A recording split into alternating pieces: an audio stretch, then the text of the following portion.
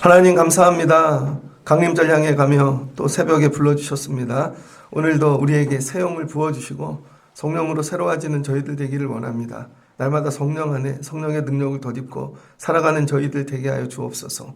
잘 전하게 도와주세요. 예수님의 이름으로 기도합니다. 아멘. 예, 오늘 말씀은 마태복음 3장 13절로 17절입니다. 성령 세 번째 시간입니다. 우리 성령을 설교할 때 좀 조심스러운 게 있습니다.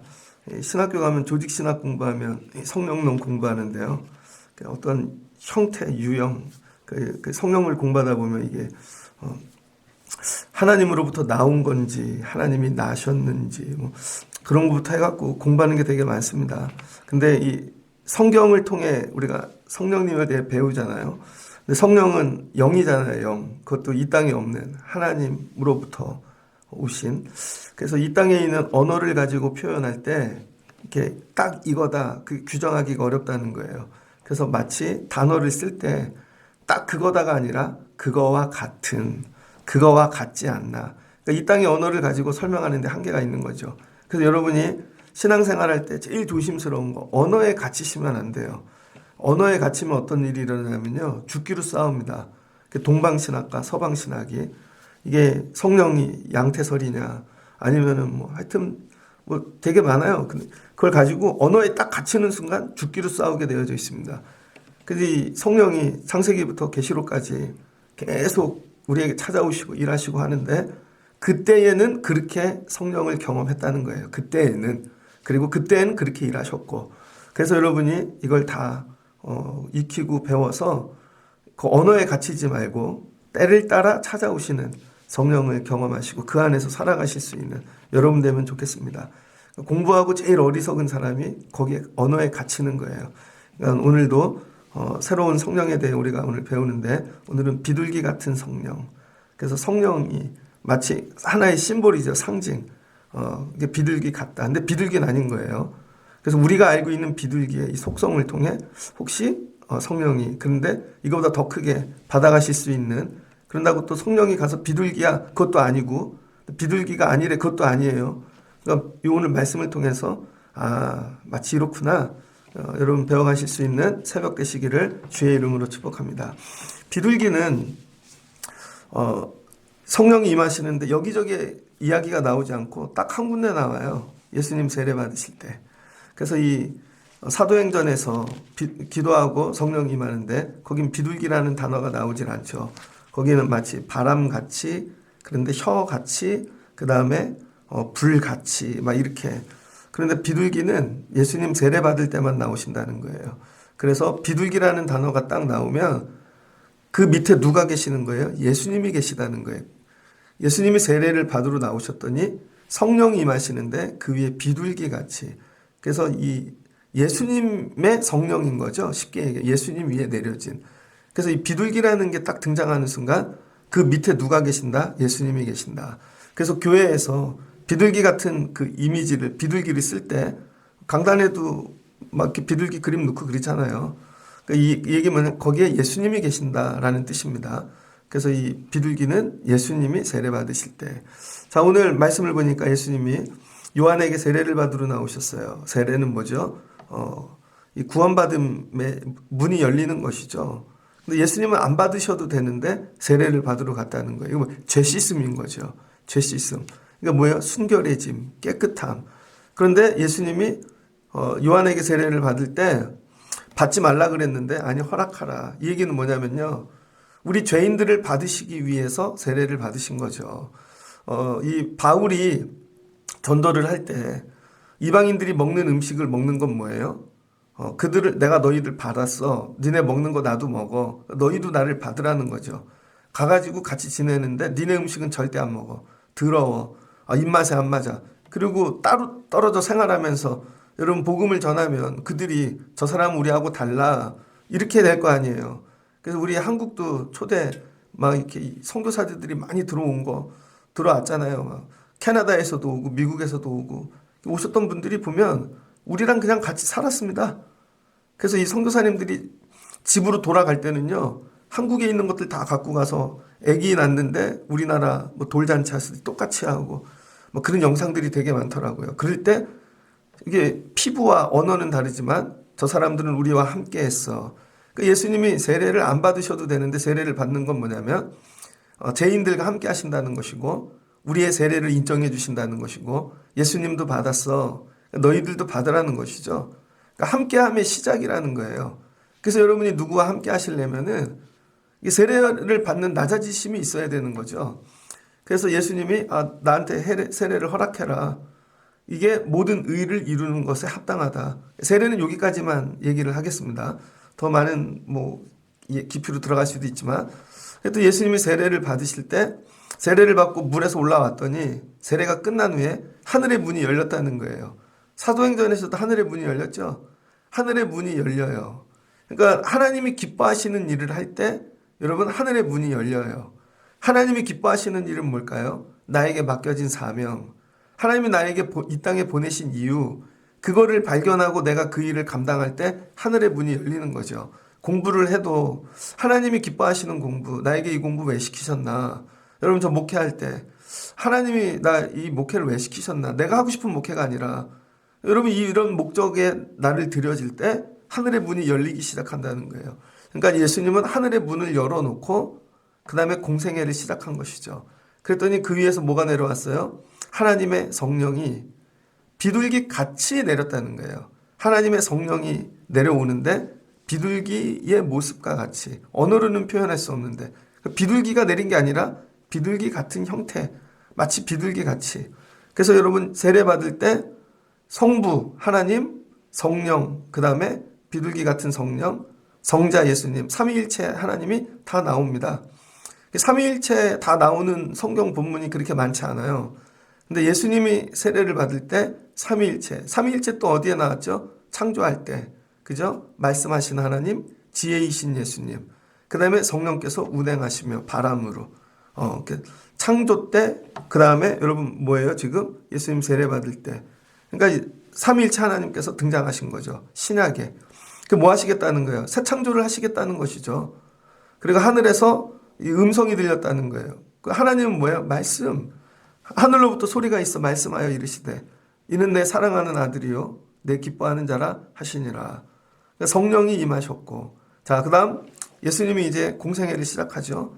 그럼 그 머리 위에 우리 눈에 보이지 않지만 항상 뭐가 함께 할까요? 비둘기. 그래서 이 마귀 사탄은 알아요. 멀찌감치 저기서 보면 하늘에 비둘기가 오고 있어. 그럼 그 밑에 예수님이 온다는 것이죠. 이런 거예요.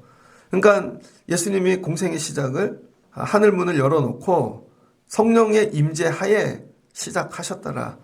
그리고 하나님은 계속 말씀으로 공급해 주시는 거죠. 자, 그러면 비둘기 같은 성경은 뭔가?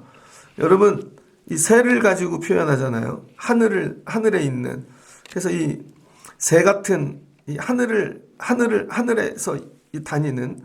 그래서 이 성경에는 새 종류도 여러 가지 나오는데 이사야 같은 데는 독수리 나오잖아요. 독수리 같이 힘 주시고 용맹, 강인함. 그래서 독수리는 지친 자들에게 힘을 주실 때 까마귀도 나오죠. 까마귀도 여러 군데 나옵니다. 베드로의 꿈에 환상에도 나왔고 구약에도 나오는데 까마귀의 특징은 부정함이죠. 까마귀가 굉장히 머리가 좋아요. 새들 중에 IQ가 제일 높은 게 아마 까마귀일 겁니다. 그 까마귀 까에서 또 머리가 좋은 게 까치예요. 그래서 까치가 여러분 이렇게 동네에서 깍깍 우는 이유는 울면은 반가운 손님이 온대잖아요. 이유는 까치가 동네 사람을 다 외운대요. 머리가 좋아서. 그래서 이방인이 나타나면 우는 거예요. 그래서 울면 손님이 온다 이런 뜻입니다. 까마귀가 머리가 굉장히 좋습니다. 그런데 뭐예요? 늘 부정한 것을 가지고 온다는 거예요. 그러니까 머리 좋은 사람들이 있는데 늘 부정한 것만 갖고 오는 사람들. 까마귀 같은 거죠. 그러면 수용하기가 어렵죠. 그다음 또 다른 새는 비둘기. 비둘기는 우리도 평화의 도구, 평화의 상징 이런 걸로 쓰잖아요. 그래서 올림픽 할 때 비둘기 날리잖아요. 근데 비둘기는 여러 의 뜻이 있는데 하나하나 풀어보도록 하겠습니다. 그래서 이 비둘기는 성경에서 어느 때 등장하는가? 노아의 홍수 때 등장한다는 거예요. 처음으로 창세기에. 창세기 8장을 보면 창세기 8장 7절로 9절을 이렇게 보면은요. 6절부터 볼까요? 40일이 지나 노아가 방주에 낸 창문을 열고, 자, 하나님의 심판이 있었습니다. 물로. 그래서 세상이 다 쓸어서 없어진 거죠. 그런데 이 심판이 끝났는지 안 끝났는지는 모르겠어요. 시작은 알겠어요. 시작은. 왜? 이 방주가 닫히고 비가 내리고 하늘에서 뭐예요? 궁창이 뚫려버린 거죠.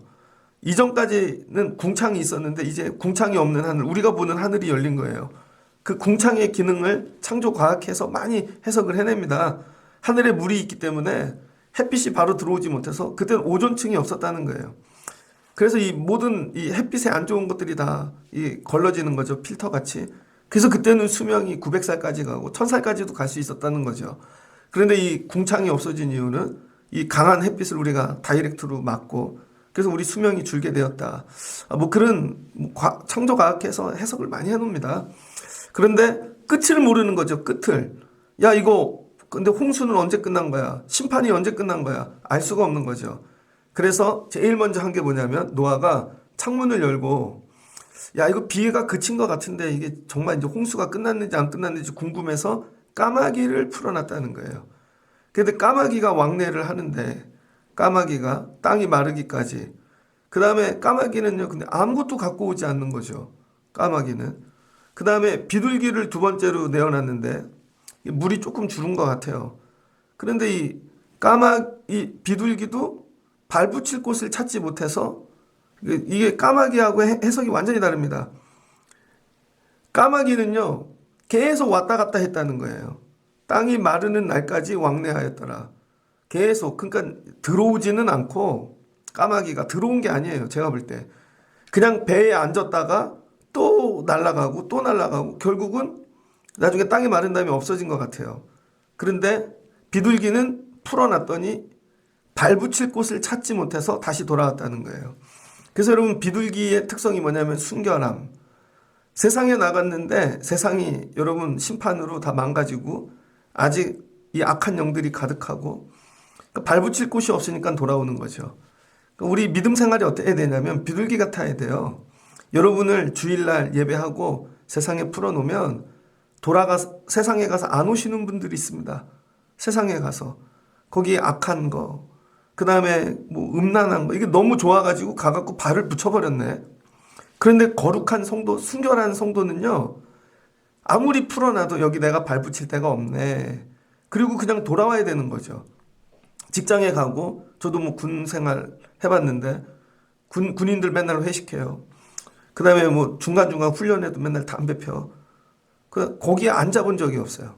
담배 피는 자리에. 회식하면 늘 도망 다녔어요. 잡힐까봐. 그리고 뭐 이렇게 또 친구들이 야, 우리 어디 가자. 그럼 가면 기분이 이상해요. 저희 형이 저를 당구를 가르쳤는데, 야, 당구 치러 가자. 저희 형이 고등학교 때 저를 끌고 가서 거기 서 있으면요, 이상해, 기분이. 저는 당구가 늘지를 않아요. 그때 배웠던 당구가 다예요. 저희 형이 어딜 끌고 가면 이상해. 저는 그게 제가 받은 은혜 중에 하나인 것 같아요. 저는 세상 게 별로 재미가 없어요. 더 되게 재밌게 사는 것 같죠. 밖에 나가면 재미가 없다니까요, 여러분. 어디 가면 발 붙일 데가 없어. 그래서 돌아오는 거죠. 이게 비둘기라는 거예요. 이게 비둘기. 그래서 다시 노아에게 돌아오는. 그러니까 하나님이 여러분을 세상에 풀어놨어요. 이때가 종말의 때야. 심판의 때야. 그래도 풀어놓으면, 아, 나는 여기 발 붙일 데가 없네. 거룩한 데가 없네. 그리고 돌아오는 성도들이 돼야 된다는 거예요. 이게 첫 번째 비둘기라는 것이죠. 그 다음에 7일이 지났는데 기다려 비둘기를 다시 풀어놨다는 거예요. 그랬더니 이번에는 나가서 감람나무를 물고 왔어요. 감람나무, 올리브 영이죠, 올리브. 그러니까 창세기 때부터 올리브 영이 있었어요. 예수님도 감람나무 숲에서 겟세마네에서 기도하셨죠? 그 올리브. 그래서 올리브의 뜻은 뭐예요? 생명. 우리를 살리는 좋은 의료적으로 쓰이는 또 살리는 기름이고 먹는 올리브부터 물고 왔다는 거죠. 이게 뭐예요? 이제 물이 마르고 생명이 시작됐다는 거죠. 그래서 비둘기가 뭐를 갖고 와요? 감람나무를 갈고 왔다는 건 뭐예요? 종말 끝, 심판 끝, 새 시대를 알린다는 거예요. 새 시대. 그래서 예수님 머리 위에 비둘기가 임재했다는 건 뭐냐면 성령으로. 하나님께서 성령을 보내셨는데 그때의 성령이 비둘기 같아서 임재할 곳이 없는 거예요. 그래서 성령을 아무리 보내도 성령이 되돌아오는 것이죠. 하나님께로. 왜냐하면 시대가 악하니까. 전부 뭐 성전에 가도 비둘기가 앉을 자리가 없고 그 앉을만 하면 또 죄를 지니까 올라가시고.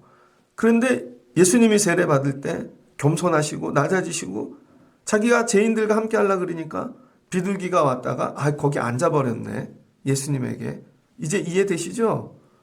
그러니까 비둘기 같은 성령이 여러분 위에 임재하시길 주의 이름으로 축복합니다. 하나님께서 비둘기를 풀어놓으셨는데 성령으로 우리 교회에 왔는데 앉을 데가 없네. 야, 이 사람 위에 앉을랬더니 죄가 보이고 이 사람한테 앉을랬더니 그럼 비둘기가 가버리겠죠. 성령께서.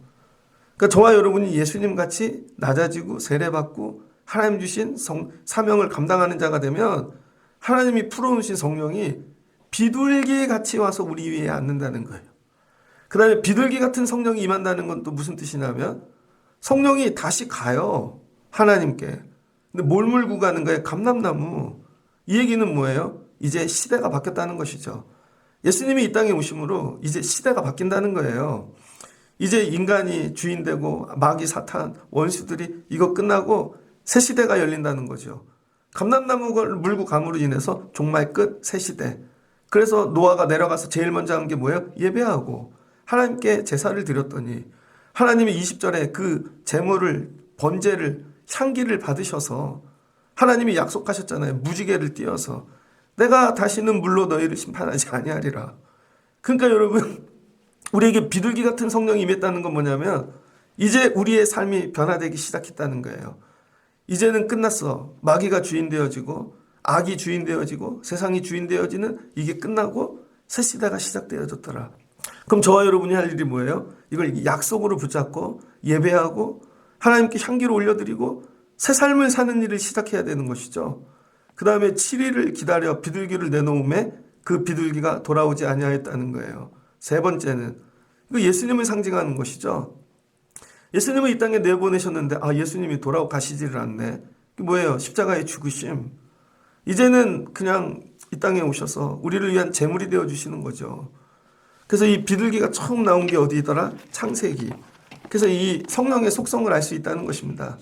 그래서 이 비둘기가 우리 위에 임재하면 이제 종말은 끝났고 새 세상이 열렸고 이게 뭐예요? 이게 평화라는 거죠. 하나님 주시는 평화. 그 새 시대가 열렸다는 거예요. 그래서 여러분 올림픽 때 비둘기를 날리는 건 이런 이유인 거죠.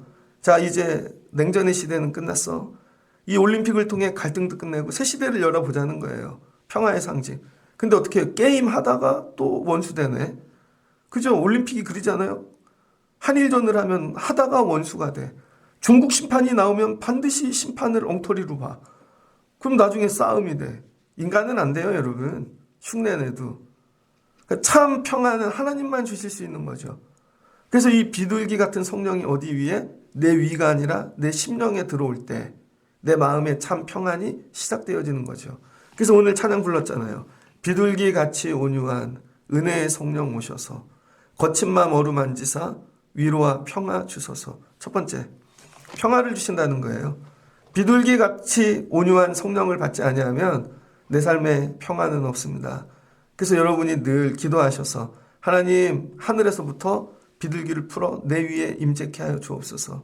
그러려면 예수님같이 여러분이 날마다 회개하시고 세례받으시고 그러면 비둘기가 임재하는 거죠. 그럼 새 삶이 열리고 그 다음 내 안에 새 마음이 열려 밖으로는 새 삶, 새 시대인데 내 안에는 평화가 찾아오기 시작하는 거예요. 그래서 예수님이 어디를 가시든지 평안한 것이고 십자가를 지셔도 평안한 것이고 두들겨 맞아도 평안한 것이고 그냥 사람들이 음모와 권모 술수로 아무리 해도 예수님 왜 비둘기 같은 성령이 안에 계심으로 늘 평안한 것이죠. 그 다음 비둘기는 정확히 얘기하면 때가 바뀌었다. 이제 때가 바뀌었다는 거예요. 그래서 골로새서 1장 20절입니다. 골로새서 1장 20절을 보면은 이런 말씀이 나옵니다. 그의 십자가의 피로 화평을 이루사 만물 곧 땅에 있는 것들이나 하늘에 있는 것들이 그로 말미암아 자기와 화목하게 되기를 기뻐하심이니라. 그러니까 뭐예요? 하늘과 땅의 평화. 그 예수님이 하시는 일이고 그래서 우리가 그로 인해 화목을 누리게 되어졌다는 것이죠. 자, 그 다음에 비둘기는요. 또 우리에게 어떤 의미를 주는가? 비둘기는 절대 공격을 하지 않는다는 거예요. 비둘기는. 그런다고 방어 뭐 그런 것도 아니고 비둘기는요. 싸움하는 자리에 가지를 않는다는 거예요.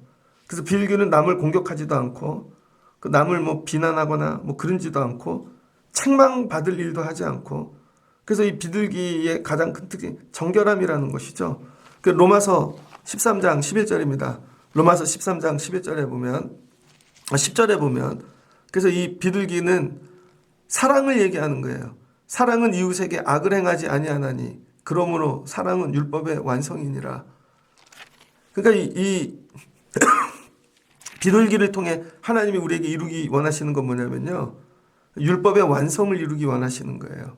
예수님이 이 땅에 오셔서 세례를 받았는데 그 위에 비둘기가 임하셨다는 건 뭐냐면 비둘기 같은 성령.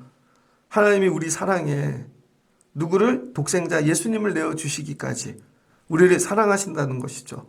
그래서 여러분이 비둘기 같은 성령을 받으면요. 나만이 아니라 남을 사랑할 수 있게 되어져요. 이게 교회에서 매일 하는 얘기인데 이게 되게 어렵잖아요. 그래서 이 사랑의 마음을 받는 거 이게 제일 중요하고요. 사랑의 마음 받는 거. 하나님 나에게 사랑의 마음을 주세요. 이게 성령이 임재하셔야 돼요. 그래서 이게 뭐예요? 예수님 마음. 그 최고의 사랑은 예수님 마음이죠. 내 안에 있는데 아빠 마음, 엄마 마음 뭐 이런 것도 아니고 예수님 마음이 있어서 내가 저 사람을 사랑해. 그랬더니 어떻게 되어져요?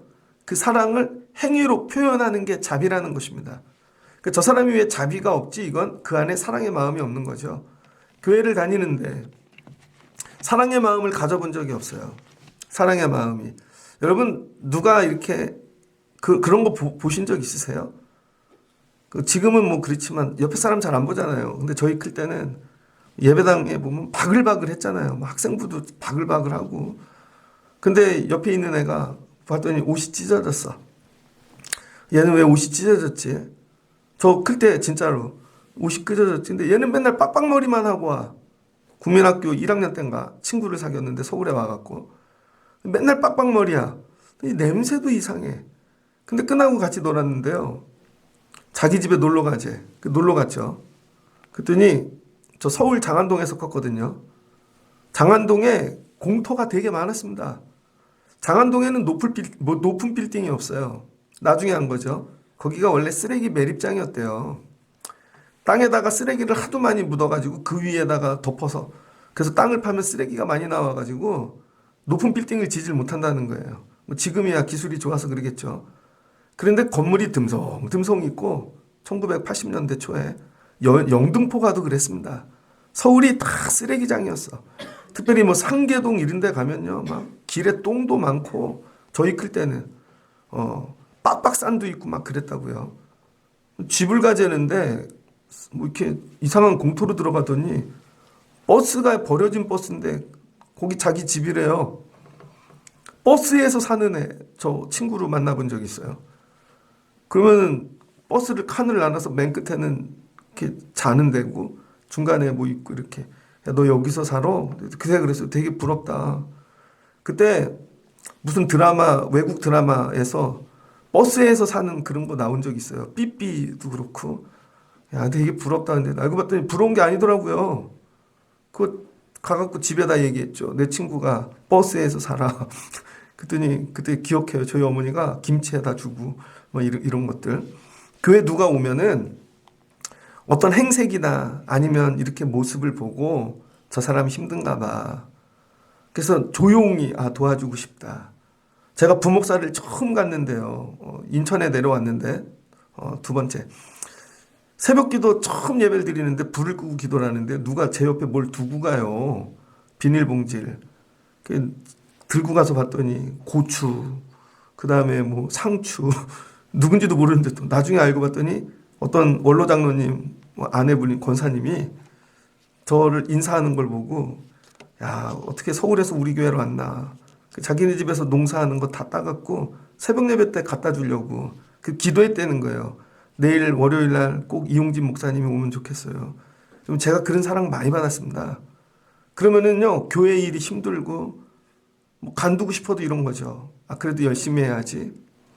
교회 안에 회복돼야 될 게 뭐냐면 여러분 능력 받는 것보다 사랑의 마음을 받는 거예요. 남의 아픔이 보이고 저 집의 아픔이 보이고 뭐 도와줄 거 없나? 그래서 내 지갑을 찢고 뭐라도 주고 막 그러면요. 그 자비로우심으로 거기 비둘기같이 온유한 성령이 임하신다는 거예요. 그럼 어떻게 돼요? 율법이 완성되어지는 거죠. 예수님이 이 땅에 오셔서 하시는 일은 뭐예요?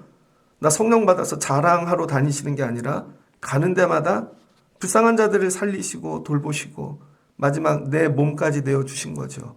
이거는 성령 받아야 가능한 것입니다. 그래서 예수님이 오셔서 남을 공격한 적 한 번도 없으시고, 그쵸? 공격한 적이 없잖아. 남을 뭐 괴롭힌 적도 없으시고, 예수님은 오직 위에 비둘기 같은 성령으로 다니시면서 늘 평화, 그 다음에 늘 사랑, 자비하심, 이런 일을 하셨다는 거죠. 그러니까 여러분이 성령 받으면 남을 사랑하는 분들이 돼야 돼요. 이걸 성령 받아서 더 주세요. 나에게 능력을 주세요. 내가 이거 받아서 저 사람 이겨야지. 이런 게 아니라는 것이죠. 그래서 비둘기 같은 성령은 사랑이다. 그래서 여러분 교회가 아파서 울어보신 적이 있습니까? 제가 자주 얘기하는데 그냥 교회를 왔는데 교인은 되게 많은데 그날 교회가 아픈 날이 있어요.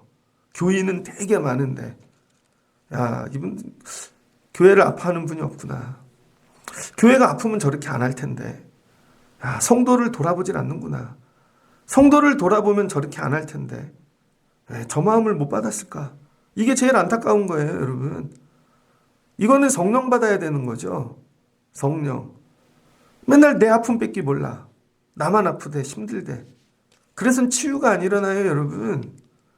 여러분, 남을 사랑하고 헌신하고 그 다음에 이렇게 그런 게 들어가야 하나님께서 능력과 은혜를 주시는 거죠. 그 다음에 예수님은 여러분 어떤 또 비둘기 같은 성령을 통해 여러분 비둘기의 눈을 가지셨다는 거예요. 예수님이 비둘기의 눈. 이 비둘기의 눈은 뭐냐면 한 곳만 보는 눈을 가졌다는 거예요. 아가서입니다. 아가서 1장 1절. 아가서 말씀을 제가 잘 안 전했는데 아가서 1장 1절로 15절 말씀. 아가서 제가 읽어드릴게요. 아가서는 전도서 뒤에 있습니다. 아가서 1장 1절로 15절 말씀. 내 사랑아 너는 어여쁘고 어여쁘다. 내 눈이 비둘기 같구나. 술람미 여인이죠. 시까만 이 흑인 여잔데 솔로몬이 사랑했다는 거예요.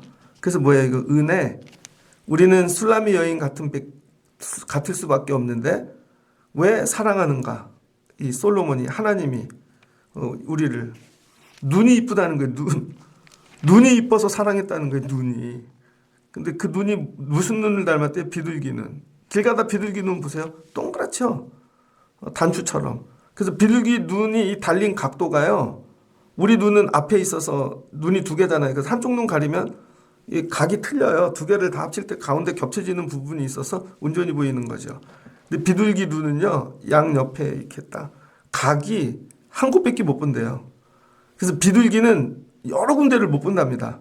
그래서 이걸 무슨 눈이라 그러냐면 이걸 단일한 눈이라 그러는데요. 단일한 눈. 한 곳만 보는 눈.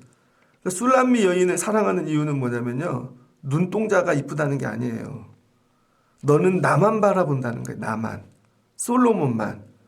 그러니까 하나님이 여러분 우리를 어느 때 우리 눈을 보는데 비둘기 같은 눈. 그런 눈 아세요? 마주치고 얘기하는데도 눈은 딴 생각을 하고 있어. 그 눈동자가 이상해. 이미 얘기를 하고 있는데 눈은 딴 데가 있어. 그리고 끌고 다니는 리더를 보는 게 아니라 딴 데 보고 있는 거죠. 그래서 이미 딴 데 가버려 있어요. 예배하고 있는데 우리의 눈이 이미 세상에 가버려 있어요. 여러분 우리의 눈이 공부하는 자리에서 이미 놀러 가는 데 가 있고 아니라는 거죠. 비둘기 같은 눈은 뭐예요? 한 곳만 바라보는 거 한 곳. 누구? 하나님. 우리 성도는 예수 그리스도. 그래서 여러분이 성령 받으면 눈이 바뀐다는 거예요. 눈. 그래서 이 눈을 여러분이 눈에 이 은혜를 받아야 되는데 잠언 25장 25절을 보면요. 이런 말씀이 나옵니다. 잠언 25장 25절에 하나님의 말씀이 여러분 우리의 눈을 밝게 한다는 거예요. 그래서 시편 19장 8절 같은 데 보면 주의 법은 눈을 밝게 하는 안약이라. 그러니까 여러분 우리가 어느 때 눈이 밝아져서 하나님만 바라보냐면 하나님의 말씀을 여러분 날마다 익히고 배울 때, 그래서 예수님의 눈은요, 비둘기 같은 성령이 임재하시고 하나님만 바라보는 눈이라는 거예요. 하나님만. 어디다 갖다 놔도 하나님만 바라보고, 힘들고 어려운데 아무데나 갖다 놔도 하나님만 바라보는 눈을 가지셨다는 거죠. 그래서 이 술람미 여인이 가장 매력적인 이유는 내 눈이 비둘기 같구나. 내 눈이. 그러니까 여러분의 눈이 비둘기 같은 눈 되시기를 주의 이름으로 축복합니다. 아가서 2장 또 14절입니다. 바위 틈 낭떠러지 은밀한 곳에 있는 나의 비둘기야. 근데 여러분 비둘기가 어떻대요? 낭떠러지. 원래 비둘기의 초소는요, 이런 낭떠러지에 있다는 거예요. 은밀한 곳에. 세상 모든 사람들 속에 있지 않고, 나의 비둘기야, 내가 내 얼굴을 보게 하라. 내 소리를 듣게 하라. 내 소리는 부드럽고 내 얼굴은 아름답구나. 그럼 나중에는요, 하나님이 우리를 사랑하셔서 내가 낭떠러지 은밀한 곳, 고난의 장소에 있을지라도 내 얼굴 보기 위해서 하나님이 이름을 부르며 찾아오신다는 거예요. 솔로몬이 이 눈만 감으면 술람미 여인이 생각나는 거예요. 시커멓고 못생긴 그 여자가. 그래서 밤중에 나가서 술람미야 네가 어디 있느냐. 여기도 가보고 저기도 가보고 그렇게 하신다는 것이죠. 그러니까 저와 여러분이 받아야 되는 은혜. 하나님 나에게 비둘기 같은 눈을 주세요. 그러니까 여러분의 눈이 비둘기 같은 눈입니까? 주일날도 얘기했지만 나이가 들면 여자분들이 아내가 형 같잖아요. 형. 어떤 날 보면 보스 같아. 막. 여자분인데 눈이 사자 같아. 야, 그분 눈을 보면 너무 무서워. 여잔데 애들도 그래. 요즘 애들. 어제 보니까 기사 떴더라고요. 중학교 3학년짜리 남자애가 40대 여자를 강간했더라고요. 그 여자 중학교 3학년짜리 남자애가 한밤중에 돈을 훔치려고 이 사람 저 사람 타겟을 찾는데 그 이유는 유흥비로 쓰려고. 근데 아무도 없는데 뭐 이렇게 버스 택시를 잡으려는 여자가 있어서 자기가 머리도 좋아. 배달하는 학생인데요. 제가 태워드릴게요. 불쌍한 척. 그리고 뭐 조금 용돈 주세요. 뭐 그런 식으로 했겠죠. 그랬더니 아예 안 돼가지고 자기 집 애 같아서 태우고 갔더니 초등학교 운동장으로 끌고 가가지고. 그런데 봤더니 할아버지가 기른 애야. 가난한 애야. 나중에는요, 그 할아버지가 집을 팔아가지고 공탁금을 넣어갖고 합의해달라고. 그래도 10년짜리가 5년짜리로 밖에 안 줄었어요. 여러분, 앤데 눈이 비둘기 같지가 않아. 그럼 나가서 뭐예요? 사자 같은 눈을 가지면 먹을 것만 찾아다니는 거죠. 죄 지을 것만. 여러분이 성령을 받고 눈이 비둘기 같은 눈으로 변화되시기를 주의 이름으로 축복합니다. 그래서 욥기 31장 1절을 보면요. 내가 내 눈과 언약을 맺었거늘 어찌 처녀를 생각하랴. 여러분 욥이 고난을 많이 받았습니다. 근데 다윗이 여러분 왕이 돼가지고 눈이 돌아간 거죠. 눈이 비둘기 같은 눈이 아니라 여러분 다윗의 눈빛이 바뀌었어요. 그래서 뭐가 안 봐야 될 걸 보는 거죠.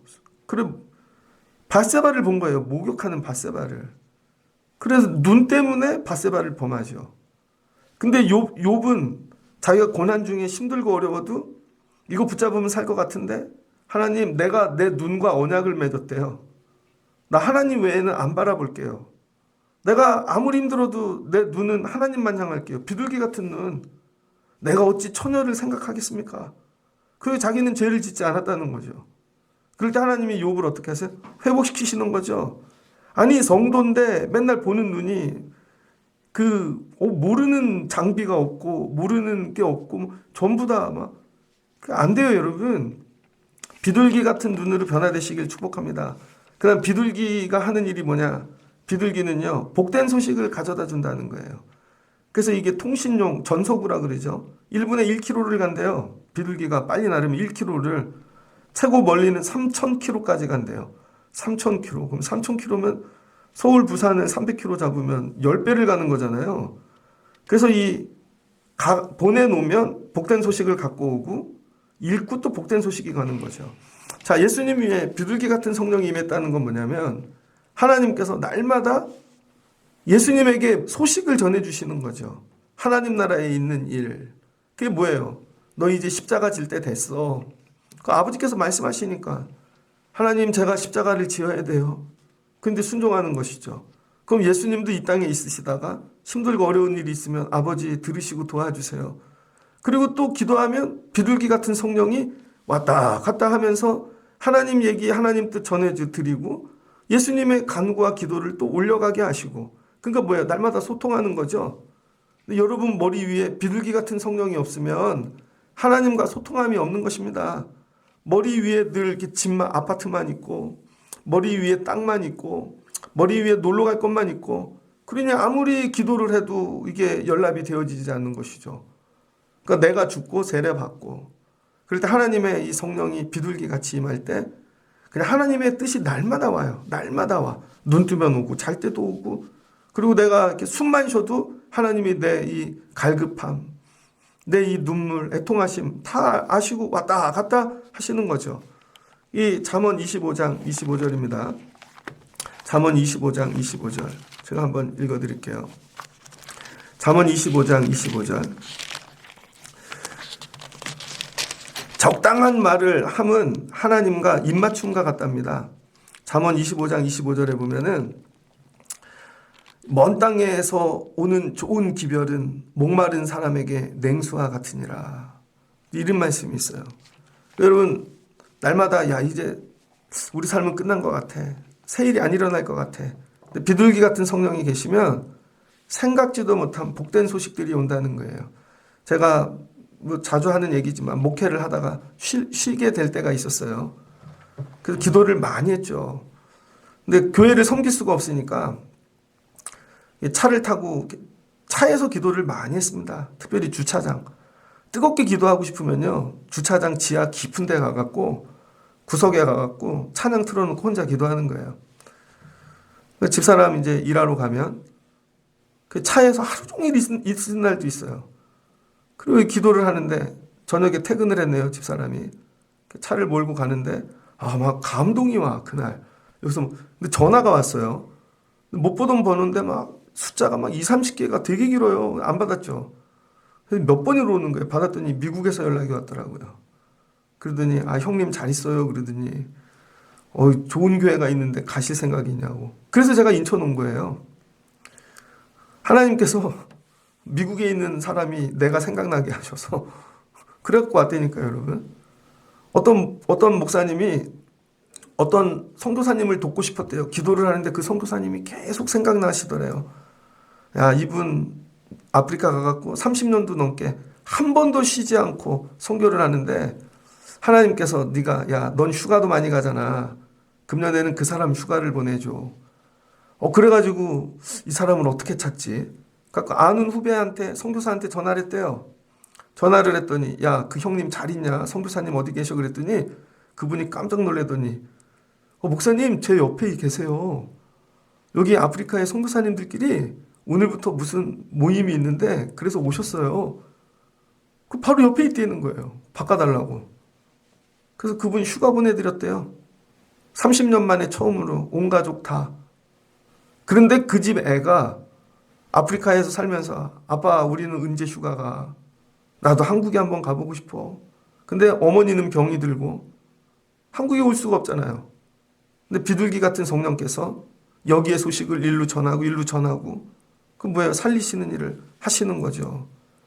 비둘기 같은 성령이 여러분 위에 임하면요, 여러분이 막 이렇게 구체적으로 아뢰지 아니하셔도 하나님이 이미 다 아시고 여러분의 이 소식들을 전해야 될 곳에 전하고 오고 가게 하시면서 살리시는 일을 하시는 거죠. 여러분 위에 이 비둘기 같은 성령 임하시게 주의 이름으로 축복합니다. 그 다음에 비둘기는 또 레위기 5장 7절에 보면 정결 예식에 사용되는 거예요. 우리의 속죄를. 그래서 예수님 위에 비둘기가 임하셨다는 건 뭐냐? 언젠가 우리의 속죄를 위해 죽으신다는 거죠. 그러니까 여러분도 믿음 생활의 끝을 한번 이렇게 해보면 좋을 것 같아요. 누군가를 위해 죽고 끝나면 좋겠다. 제가 어저께 그 한국의 선교사님들 영상을 봤습니다. 우리나라에는 없는데 100년도 훨씬 전에 캐나다에서 온 선교사님들, 특히 대구에 가면 계명대 옆에 무슨 큰 병원 있잖아요. 거기 왔던 선교사님들이 대구를 다 찍어놨어. 이 보면 애들은 다 빨개 벗고 있고 아프리카 애들 같아. 그분들이 와서 결국은 여기서 죽은 거죠. 그래서 복음이 우리에게 들어온 거예요. 평양에 가면 그 길선주 목사님 목회하는데 그때 이미 4천 명이 모였더라고요. 4천 명. 그러고 보면 우리는 지금 열심히 하는 거 아니에요. 4천 명이 모였다니까요, 여러분. 그것도 남자 여자 따로 기역자로 예배당을 지어서 막. 근데 마지막은 뭐예요? 내가 너희들을 위한 제물이 되어줄게. 그 믿음 생활의 목표를요, 한번 이렇게 잡아보세요. 마지막에 내가 교회를 위해 제물이 돼야 되겠다. 내가 하나님을 위해 제물이 돼야 되겠다. 마지막은 그렇게 죽어야지. 제가 예전에 어떤 장례식을 갔습니다. 그 목사님이 사모님이 암에 걸리셨는데 열심히 병원에 모시고 다녔어요. 그런데 얼마 안 있다 소천하셨습니다. 그게 저보고 막 문자를 보내달라고. 왜 이런 걸 난리를 시켜. 그리고 하여튼 뭐 보내드렸어요. 전국에 다. 그 장례식장을 갔는데요. 시신이 없는 거야, 시신이. 그래서 장례식을 드리는데, 왜? 그 얘기를 하시더라고. 오래전에 기증을 했대요. 그래서 여러분, 기증하면요, 장례식 때 안 주더라고요. 못 받아요. 그 시신 없이 장례를 하는 거죠. 그래서 하는데 관이 없어. 야, 그게 또 은혜가 되더라고요. 많은 분들이 울었습니다. 또 어떤 교회는 갔는데 목사님이 아니고 목사님 아버님이 소천하셨는데 정말 막 장례식이 꽉 차게 한 1,000여 명 온 것 같아. 그 이유는 그 교회가 지하실 교회에서부터 시작했는데 그 목사님이 젊었을 때 아버님이 시골에서 아들이 목회하신다니까 다 정리하고 올라와서 그 교회에서 24시간 금식하면서 기도하고 또 기도하고 전도하고. 근데 교회 일에는 하나도 감사하지 않고 나중에 큰 교회가 됐습니다. 그분이 돌아가셨는데 막 성도들이 구름대같이 와가지고 내가 천국 가면 저런 일이 있을까. 마지막 뭐가 됐다는 거예요? 재물. 예수님이 이 땅에 오셨어요. 재물 되려고 오셨다는 거죠. 그래서 여러분, 비둘기는 예수님 머리에만 있는 거예요. 그 다음에 비둘기는 뭐를 상징하나? 영광을 상징합니다. 이 시편 68편 13편이나 고린도후서 3장 18절을 보면은 주는 영이시니 주의 영이 계신 곳에 자유가 있느니라. 우리가 다 수건을 벗어 얼굴로 거울을 보는 것 같이 주의 영광을 보매 그와 같은 형상으로 변화하여 영광에서 영광에 이르니 곧 주의 영으로 말미암음이니라. 마지막은 뭐예요? 비둘기 같은 영이 임하면 나중에 영광으로 변화된다는 거예요. 지금 예수님이 육으로 계시지만 십자가 지시고 결국은 변화되어 영광이 된다는 것이죠. 그래서 여러분, 우리 성도들이 비둘기 같은 영을 받으면 저와 여러분도 변화되는 거예요. 그래서 이 빌립보서 3장 21절입니다. 빌립보서 3장 21절. 그는 만물에게 이 만물을 자기에게 복종하게 하실 수 있는 자의 역사로 우리의 낮은 몸을 자기 영광의 몸의 형체와 같이 변화하게 하시리라. 변화된다는 것이죠. 그래서 여러분, 변화되는데 어떻게 변하냐면 은빛 날개가 금빛 깃털같이 변화되어진다는 거예요. 성도는 이와 같이 변화되는 거죠. 그래서 이 마지막 비둘기는 뭐를 상징하나? 교회를 상징하는 거예요, 교회. 그래서 우리 교회는요, 이 세상의 성도들이 그냥 육신들이 모여 비둘기 같은 성령이 임재하여 여러분, 우리가 이 금빛 그다음에 은빛 날개와 같이 변화되어지는 그런 존재가 되어져야 된다는 것이죠. 그래서 예수님이 그 위에 비둘기가 임하시면 마지막은 이 우리 사람으로 오신 인카네이션, 예수님께서 우리의 구주 그리스도로 변화 영광하신다는 것이죠. 그 말씀을 마치고자 합니다. 그래서 비둘기 같은 성령이 예수님에 임하셨고, 그러니까 어떻게 돼요? 하나님께서 너무 기쁘신 거죠. 야, 하늘의 문을 열고 비둘기를 내려보냈는데 야, 앉을 데가 있냐? 비둘기가 앉을 데가 있습니다. 안 돌아오네. 그래, 어디 앉을 건데? 예수님 위에 앉을게요. 그 위에 머무는 거예요. 그리고 소식을 전해주시면서 날마다 하나님 기뻐하시는 일 예수님이 감당하시고, 그 일을 뭐예요? 사랑으로, 자비하심으로, 그리고 십자가의 죽으심으로 자기를 제물 삼아 마지막은 영광의 그리스도가 되어지는 것이죠. 저와 여러분이 늘 기도하는 것 중 하나, 불같은 성령도 받으셔야 되고 정말 휘몰아치는 바람과 같은 성령도 여러분에게 임하셔야 되고, 근데 우리가 삼아야 되고, 예수님 머리에만 임하셨던 성령, 비둘기 같은 성령, 하나님 우리 예배하는 자리에 비둘기 같은 성령을 부어주세요. 그래서 이 비둘기 같은 성령이 막 떠돌아다니다가 여기 앉을 때가 있네. 그게 우리 청라신령교회가 되면 좋겠고, 여러분 머리 위에가 되어지면 좋겠습니다. 아, 여기 앉을 때가 있네. 그럼 여러분이 세상과 구분되어 살아야죠. 그리고 눈은 다른 데 바라보지 말고 오직 예수 그리스도, 십자가, 하나님, 난 이거밖에 안 보여. 마지막엔 이런 눈 가지시고 사시다가 천국 가실 수 있는 여러분 되시기를 주의 이름으로 축복합니다. 여러분이 마지막 언젠가는 천국 갈 거 아니에요. 그게 오늘이 될 수도 있고 내일이 될 수도 있고. 제가 어떤 목사님 설교를 들었는데 신년 감사 예배예요. 신년 감사 예배가 뭔 줄 알아요? 여러분 금년에 천국 가실 분들 준비하십시오. 이거예요. 왜? 그 교회는 노인분들이 많아서 1년에 400명 천국 가신대요. 1년에 400명. 그러면 금년에 내가 400명 안에 들지 안 들지 어떻게 알아요? 근데 우리 교회는 젊으니까. 그럼에도 불구하고 애들도 천국 가거든요.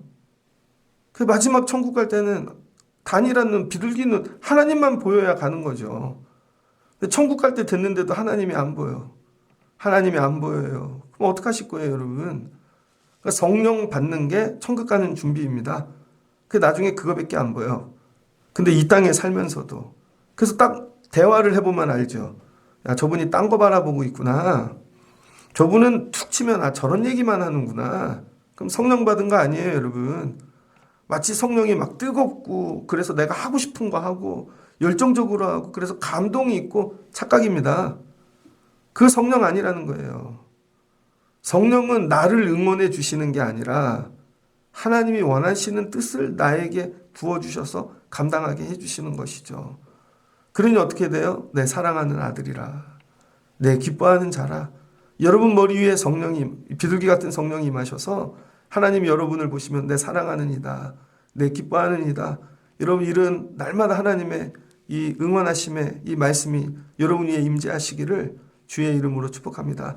그래서 오늘 새벽에 오신 분들 비둘기 같은 성령 받고 내려가실 수 있길, 여러분의 머리 위에 날마다 임하시기를 주의 이름으로 축복합니다. 같이 기도하겠습니다. 좋으신 하나님 감사합니다.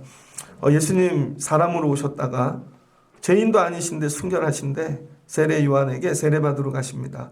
세례를 받으심이 우리를 받아주심이죠. 낮아지심이시고 죄인이 아닌데 죄인들 속으로 들어오는 것입니다. 그랬더니 비둘기 같은 성령이 임하십니다. 하나님께서 비둘기 같은 성령을 풀어 놓으셨는데, 야, 시대를 바꾸자. 이제 이 시대 끝나자.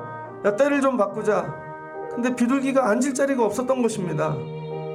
세상 속에는 앉지 않으니까. 예수님이 계셔서 그 머리 위에 임재하셨습니다. 하나님, 비둘기 같은 성령을 하늘에서 풀어 놓으실 때 하나님 왔다 그냥 가지 아니하시고 우리 교회 성도들 머리 위에 임하는 귀한 은혜를 사모합니다. 그리고 성령이 오고 가며 하나님의 뜻을 날마다 우리에게 지시하시고 가르쳐 주시고 우리의 통함도 날마다 성령께서 비둘기 같은 성령이 하나님께 연락해 주시기를 원합니다. 그리고 하나님이 일하여 주세요. 우리 눈도 변화되어 하나님 예수 그리스도 십자가만 바라보고 갈 수 있게 도와주시고 눈이 술람미 여인과 같이 변화되게 하여 주시옵소서. 하나님, 또 우리가 사는데 재물되어지기를 원합니다. 날마다 네가 재물되라가 아니라 내가 재물되어지면 비둘기 같은 성령이 임하시고 죽어도 하나님께서 영광으로 변화시켜 주시고 하나님께서 영광으로 승리케 하여 주실 줄을 믿습니다. 오늘 비둘기 같은 성령이 임한 성도들마다 하나님 은빛 날개, 금빛 날개로 변화되어 새로운 피조물들이 되어지게 도와주시고 어린 양 섬기는 귀한 교회가 되어지게 하여 주시옵소서. 거룩한 술람미 여인과 같은 신부가 되는 복을 주시옵소서. 예수님의 이름으로 기도합니다. 아멘.